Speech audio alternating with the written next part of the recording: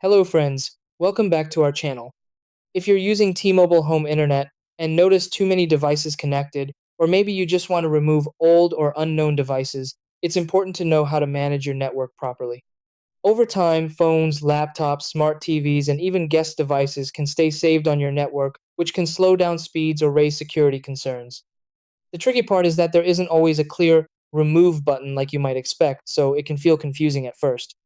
But the good thing is, with the right steps, you can easily control which devices stay connected and keep your network running smoothly and securely.